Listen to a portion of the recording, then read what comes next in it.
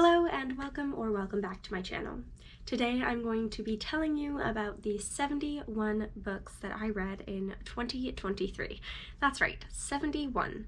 My goal this year was to read 50 books and I clearly was able to surpass that, which was really exciting. This is the first year in all the years that I have counted how many books I've read, which I've done I think since 2017 or 2018.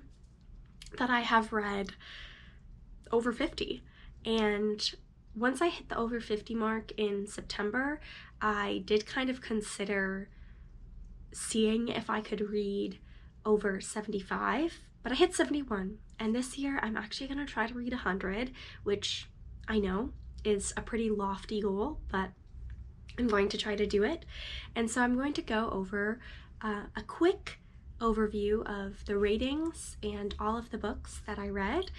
Now, I actually already filmed this one other time and I am not posting it because the lighting was off, but I also rambled on for 40 minutes, and so I'm going to try to keep this under 30 at least and just give you quick overviews of the books. This year, my kind of theme for book reading was reading books outside of my comfort zone. So because of that, I read books in a lot of genres that I normally wouldn't, which means that I was able to expand my horizons, I suppose, for reading, but I didn't necessarily have as high of ratings as I usually would have in books, because usually I pick up books that I know I'm going to like, and I went actively against that this year. For 2024, my goal is to read books that have been on my TBR list for a really long time and read books with more academic connotations. Academic in, I guess, more of the traditional sense of the word. So reading books like Ovid's Metamorphosis and Dostoevsky's I don't even think I still said that right, but Crime and Punishment and Anna Karenina by Leo Tolstoy, that sort of thing is what I am looking to read in the new year. And I hope that this is an interesting video for you. I did it last year, so now it's kind of cool to have a record of the books I read. And without further ado, let's get started.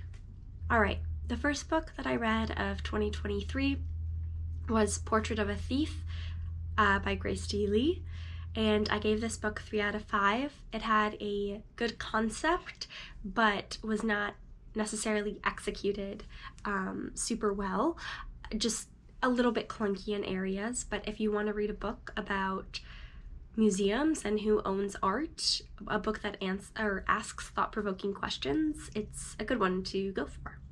Then I read The Office BFFs, Tales of the Office from Two Best Friends Who Were There by Jenna Fisher and Angela Kinsey. This also got a 3 out of 5 stars for me. I love The Office. This show has been important to me for many, many years. It's kind of like our family show that we always watch. And so it was really an interesting book for me to read, but if you don't care about The Office, it's not for you.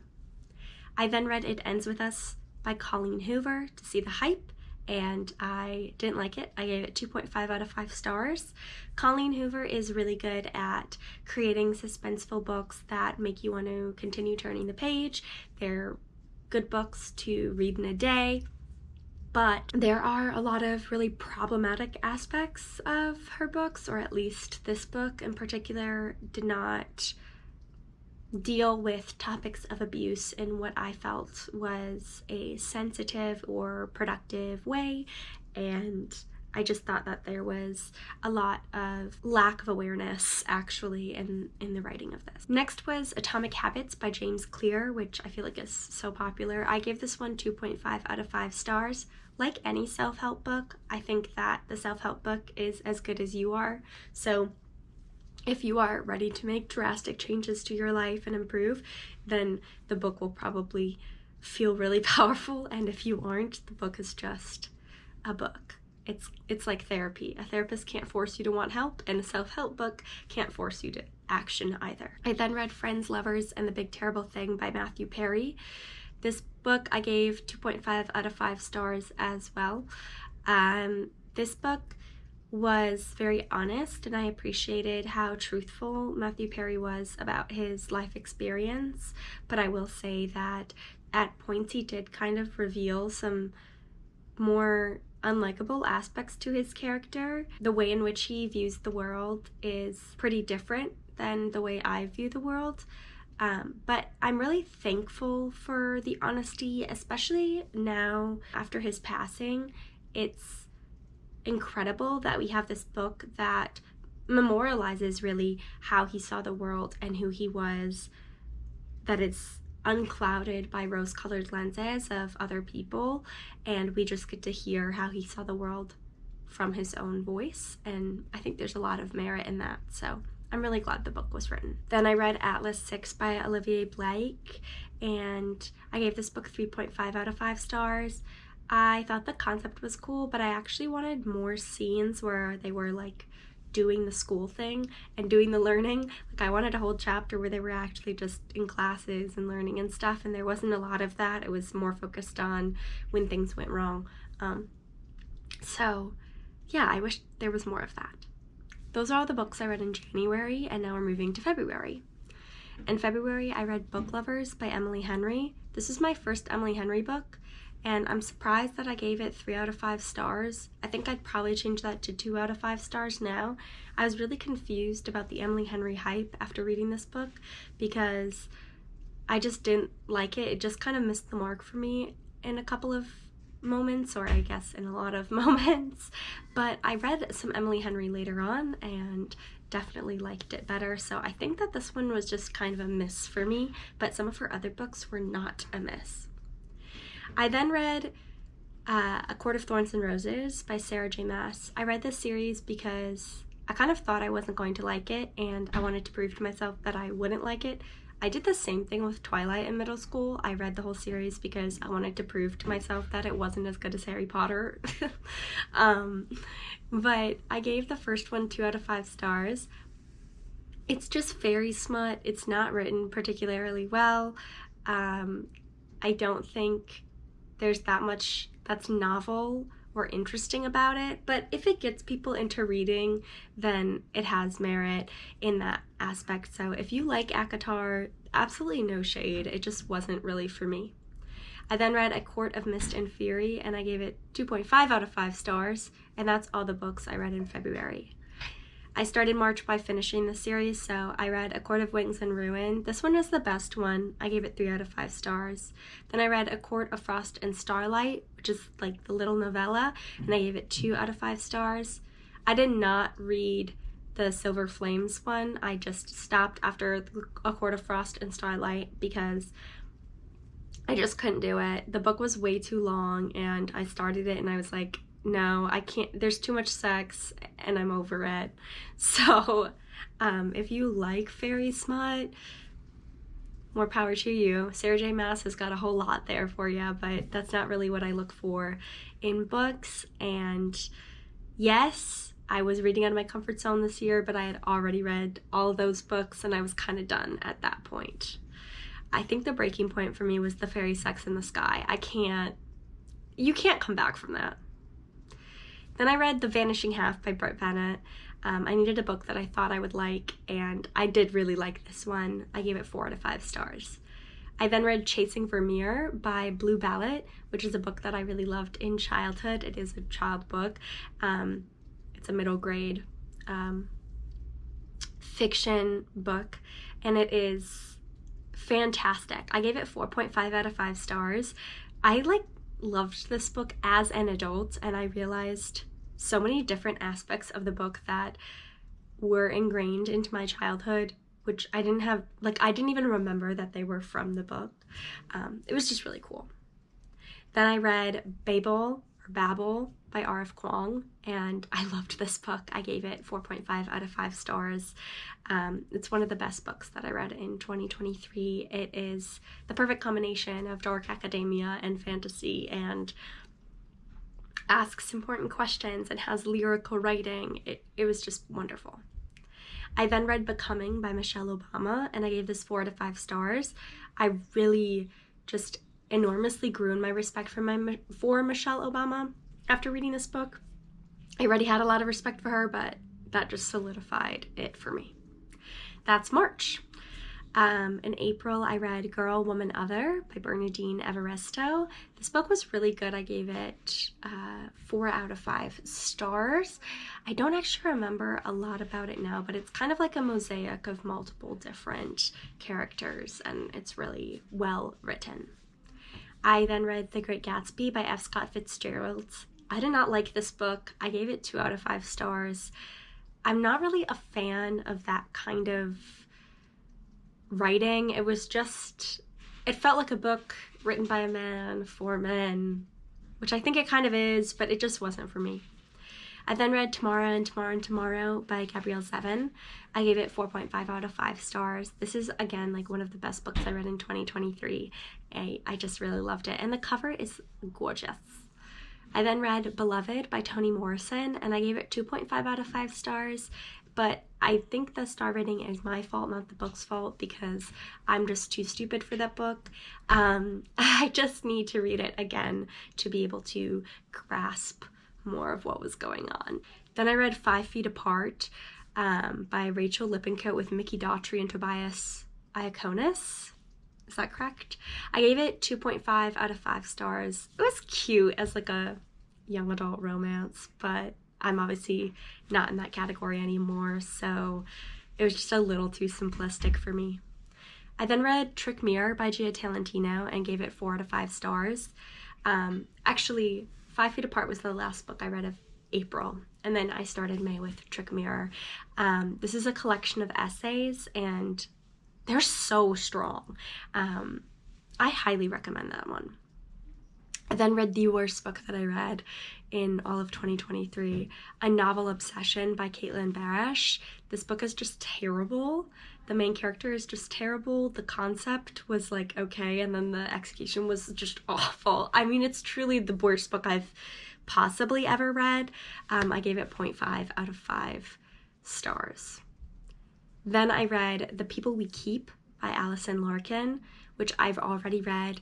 I really love this book. I gave it 3.5 out of 5 stars, but it's like a 5-star book up until the character leaves Ithaca. Sorry if that's a spoiler. I don't think it's like that much of a spoiler. But yeah, it's like really, really good up until then, and then I just don't resonate as much with the characters after that. But again, like I don't know if that's really the fault of the book or just what I find interesting. Then I read Bliss Montage by Ling Ma. I gave this 2.5 out of 5 stars. It is an essay collection of sorts. It was okay. There's one chapter called The Yeti Lovemaking, so if you want to like read weird stuff, I guess that one's for you. Then I read A Beautiful World, Where Are You by Sally Rooney. I read Normal People years back and I hated it, and then this one I liked because I resonated with the characters more, and I like stories of friendship better than I like stories of romance. So I gave it 4 out of 5 stars. Then I read The Paris Apartment by Lucy Foley, and I gave it 3.5 out of 5 stars. In 2022, I read The Hunting Party, and I think I gave it like 2.5 or 3 stars. But The Paris Apartment was good. Like 3.5 out of 5 stars for me is a very strong rating. I'm just real picky. And yeah, I was thrilled. I really recommend The Paris Apartment. I then read Anne of Green Gables by Lucy Maud Montgomery, and I gave it 2.5 out of 5 stars.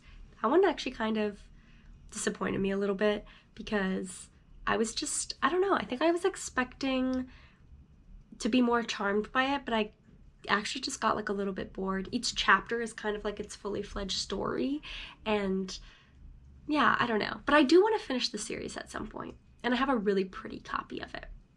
Actually, Anne of Green Gables was the first book I read in June. Then I read Animal Farm by George Orwell. Oh my goodness, I loved this book. I gave it 4 out of 5 stars. I want to read this one again and pick up on more stuff. I read 1984 too, but I think Animal Farm it just hit different for me. I loved it. Then I read You Are a Badass at Making Money by Jensen Zero. I gave it 3 out of 5 stars. Had some good tips in there. I really liked You Are a Badass. That's my favorite self-help book, probably because it's the only self-help book I actually have ever liked. And this one was good too. I then read Every Summer After by Carly Fortune, and I gave it 3 out of 5 stars. It was kind of better than I thought it was going to be. Then I read The Song of Achilles, and I gave it 3.5 out of 5 stars. Again, that's a high rating for me, so that is no shade to the book. I did enjoy it. I wasn't sure I was going to enjoy it because mythological retellings, I was like really into myths and stuff when I was like 9 and 10, but not now. But it was just done really well. Then I read Bad Summer People, which I gave 3 out of 5 stars. This one was surprising to me because I actually really enjoyed it more than I thought I was going to. It was just kind of interesting, and I found the characters so compelling and just fascinating. I love flawed characters, and everyone's pretty flawed there. That was June. And then in July, I read While We Were Dating by Jasmine Gilroy. I gave it 3 out of 5 stars. This was a blind date with a book that I got. I thought it was decent. If you're looking for a romance that features Black characters, I would really recommend this author because I know that that is unfortunately still kind of a rarity in the romance space to have Black characters be the primary love interests. So if you're looking for that, this is a good author to look at. Then I read The Horse and His Boy by C.S. Lewis and Prince Caspian by C.S. Lewis. I'm very, very, very slowly getting through the whole series, as you can tell. In 2022, I read the other books before, and I'll hopefully finish the series in 2023. But I feel like each book pretty much stands on its own. Then I read Aristotle and Dante Discover the Secrets of the Universe by Benjamin Aliri Sainz. I totally butchered his name. I'm so sorry, Benjamin. I gave it 4 out of 5 stars. I really enjoyed that one. I thought it was super strong. And that is July. In August, I read Fairy Tale by Stephen King. This was my very first Stephen King book, and I didn't want to pick up a horror by him because I was a little too scared for that, but I picked up Fairy Tale because it was in Walmart, which I was working as a summer camp counselor in the middle of nowhere, and Walmart was like 30 minutes away. It was the only way I could get like a book. And I liked it. I gave it 3.5 out of 5 stars. I thought it was really interesting. I do think that it's very male-centric. Then I read all of the Heartstopper volumes, and I gave them all 4 out of 5 stars. I think they're really cute. They do get a bit prescriptive when it talks about mental health. Like, sometimes it just kind of pull you out of the story, but I think for important reasons, and I think it was done really well. Then I read Frankenstein by Mary Shelley, and I gave it 3 out of 5 stars, but I've grown to like appreciate the book so much more now that I've learned more about the author. And that concludes August. So in September, I read Beach Read by Emily Henry, and I gave it 3.5 out of 5 stars. I was like, wow, this is actually really good. I'm surprised. Yeah, I was really impressed. Also, I feel like I definitely read Happy Place by Emily Henry, but I don't have it anywhere here. So I think I forgot to write it down, unless I read it later on in the year, but I'm pretty sure I read it in the summertime. So I might have actually read 72 books. Anyway, let's continue on. Then I read Narrative of the Life of Frederick Douglass, an American Slave, written by himself, by Frederick Douglass. I gave this one 4 out of 5 stars.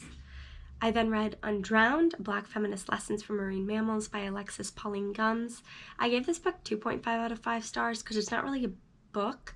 It's a collection of Instagram posts. So, like, it doesn't really do well to read it, like, cover to cover, you know? But it's a good one to have on your bedside table and, prop open a random page and read it that way. Then I read You Can Do Anything, The Power of a Useless Liberal Arts Education by George Anders. I gave this 1.5 out of 5 stars. I really didn't like this book because it kept championing the idea that if you have a liberal arts education, you can work. My roommates are using the blender. I'm just gonna talk over the blender.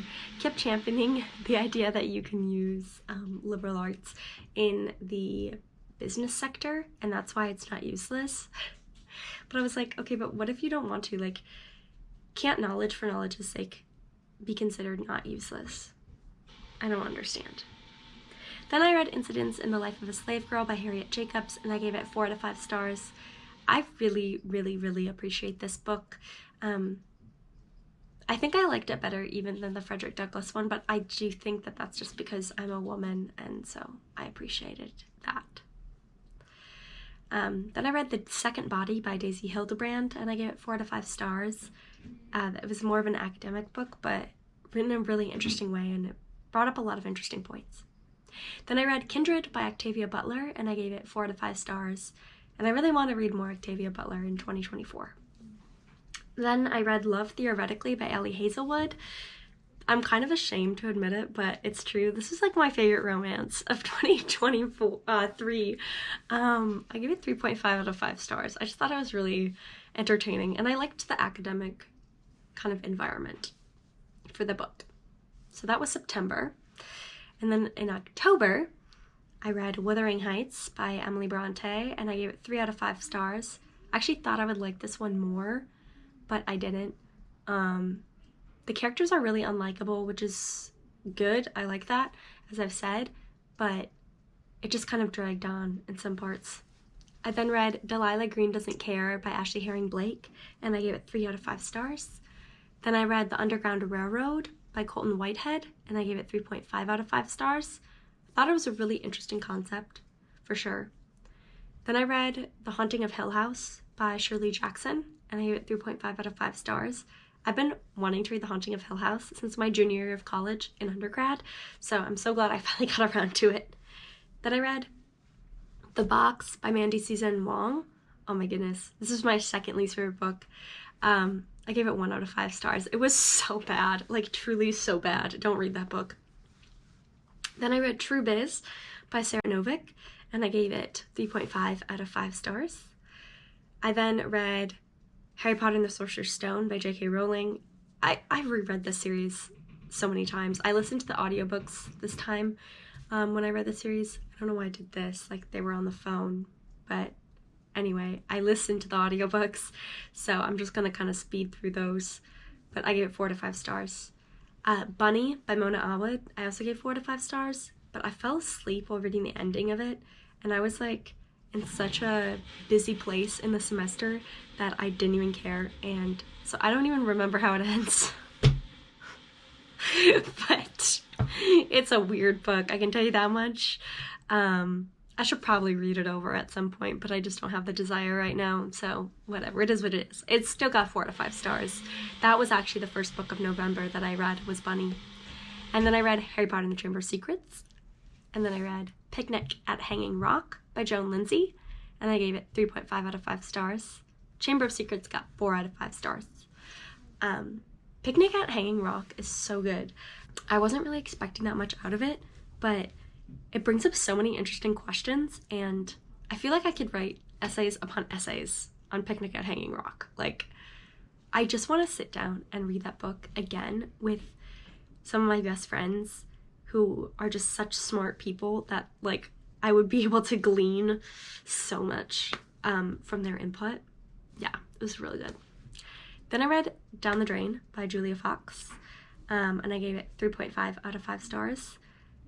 I was interested by this book. I listened to it while reading it, so that way I could hear Julia Fox, like, narrate her own book, because I always think that that adds something. Yeah, it was really interesting. She doesn't try to be likable in it at all. She's very sure of, like, who she is, and she has no qualms with her attitude and her being, and I think that that's something really admirable. But I was thrown off a lot in the beginning with just, like, how she saw the world, but I really liked it. I'm impressed with how intelligent Julia Fox is. I just think she's a force to be reckoned with. And we have not seen the best of her yet. I don't know. She's got a lot more to give to us, I think, if we let her. Then I read Icebreaker by Hannah Grace because it blew up the internet. I gave it 2.5 out of 5 stars, and I feel like that's generous because that book is literally just like porn, honestly. But yeah. Then I read Harry Potter and the Prisoner of Azkaban. That's one of my favorites, 4.5 out of 5 stars. I then read Yellowface by R.F. Kuang, and this one let me down a little bit in comparison to Babel. I gave it 3 out of 5 stars. I do think that it was raising important stuff. Stuff is such a stupid word to use, but it had a lot of interesting points to look at and analyze, but the way that it was executed just wasn't as like flawless or lyrical as Babel was. So it just didn't have the same genius that that book did. Then I read Harry Potter and the Goblet of Fire, gave it 4.25 out of 5 stars.